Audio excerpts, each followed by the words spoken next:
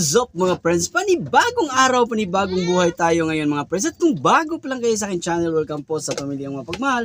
At kung paano magiging part sa pamilyang ito, isubscribe nyo na yan. Ganun lang kadali. For today's video mga friends ay meron na naman ulit tayong tatalakayin mga friends. Pero bago yun, kung bago ka pa lang napadaan dito sa aking YouTube channel mga friends ay iniimbitahan kitang please do subscribe my YouTube channel mga friends. Don't forget to hit the notification bell para naman magiging updated kayo sa mga susunod na video na i-upload ko dito sa aking YouTube channel.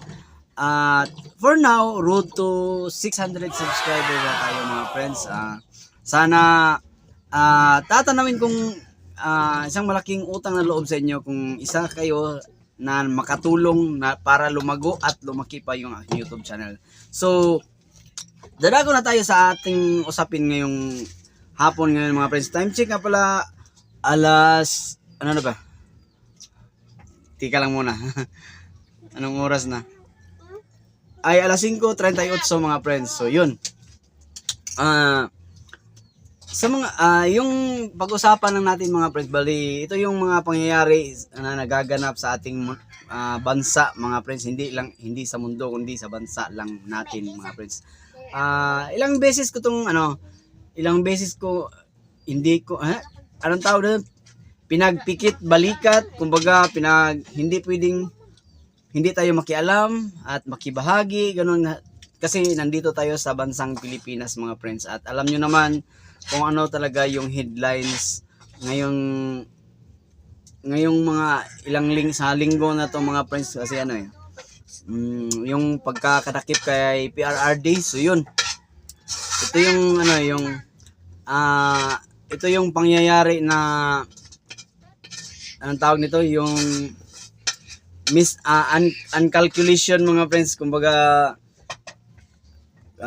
maling nang dahil sa maling akala kasi ng administrasyon, na hindi naman sa kontra ko sa administrasyon, hindi naman sa kontra din ako so, wala akong pinapanigan mga friends, pero dahil Pilipino tayo mga friends, ito na lang ang sasabihin ko sa inyo mga friends. Bali, itong si PRRD mga friends, mayroon na kasing survey sa YouTube mga friends, kung siya ba daw ay masamang ihimplo, masamang pangulo.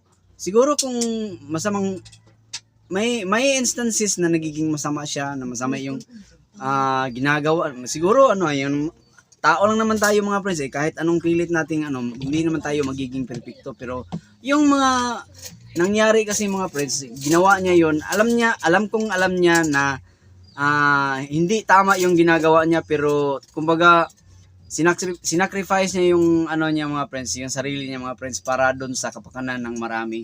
Yun. Ito, tanong ko sa inyo mga friends, kung sa tingin nyo masama talaga si PRRD mga friends, sa mga pangyayari ngayon na kaliwat kanan yung may ipaglalaban ba siya ng tao? Siguro naman hindi. Alam natin na maraming nagsabi na dahil doon sa mga kaso niya na kinakaharap. So yun, so for now, yung mga sa nangyari ngayon mga friends, pagkakaalam ko lang mga friends, bali yung yung kalagayan niya ngayon doon sa Netherlands, bali anong tawag dito,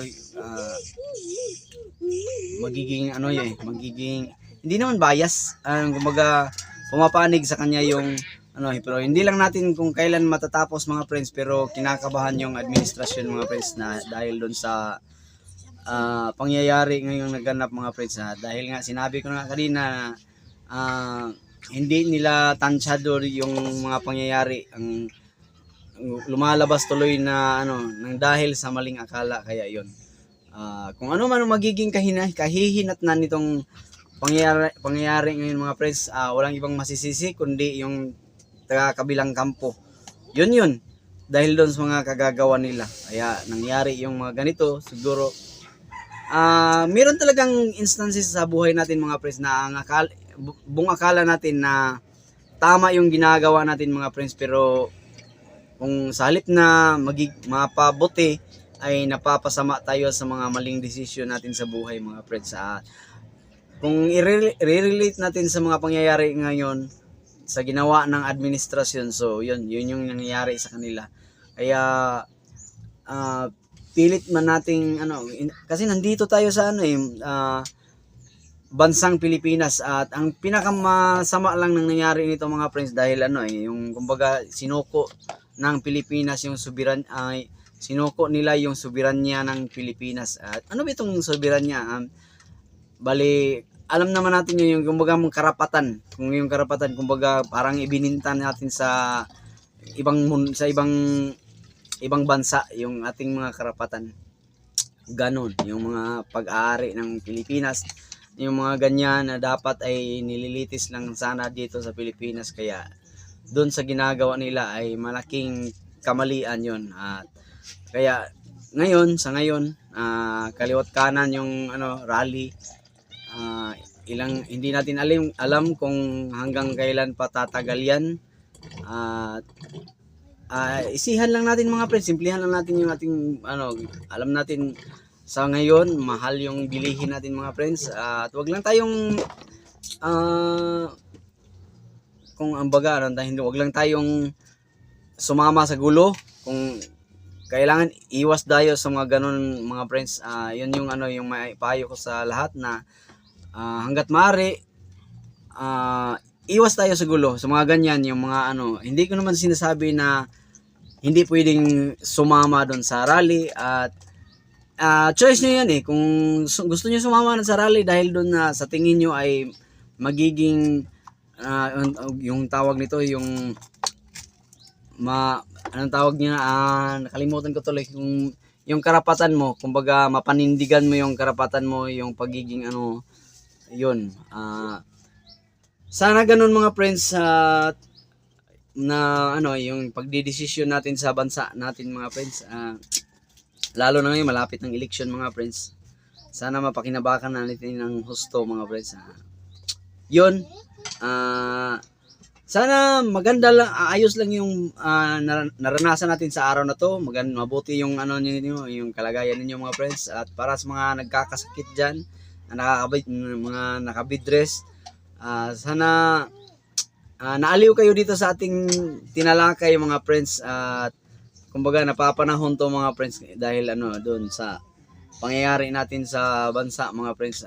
Sa ngayon, yung kalagayan natin, tinatawanan tayo ng ibang bansa mga friends dahil kumbaga yun, yung pagsuko natin sa soberanya ng Pilipinas, yun sinuko natin sa ibang bansa, pinagtatawanan nila tayo dahil doon sa mga karapatan na yan na hindi natin napanindigan. So nandito na nangyari na wala na, hindi na natin maibalik yan dahil nangyari na yan. Ang kailangan na lang natin gawin ay harapin natin kung paghandaan natin kung ano yung dapat nating paghandaan. Magiging lang tayo, magiging vigilance lang tayo sa mga lahat ng mga nangyayari sa ating bansa. So yun, sana nakapagbigay ako ng aliw sa iba. At sana comment down below kung gusto nyong may shout out dito sa aking video mga friends, sa aking YouTube channel mga friends. Bali sa susunod na video, dahil kakabalik ko pa lang na mag-vlog mga friends, matagal din akong hindi na nakapag-vlog kasi nagiging busy tayo mga friends sa ating paghahanap buhay. So yun, maganda, hanggang dito lang siguro yung pag-uusapan natin mga friends. Hanggang sa muli, maraming salamat sa panonood. At sa mga hindi pa nakapag-subscribe, maraming salamat din kung umabot ka sa kauli-hulihang oras sa aking video mga friends. Paki-like lang, at if you like this video, just give this video a thumbs up. At alam niyo na, subscribe din. So maraming salamat sa panonood, hanggang sa muli. Peace out.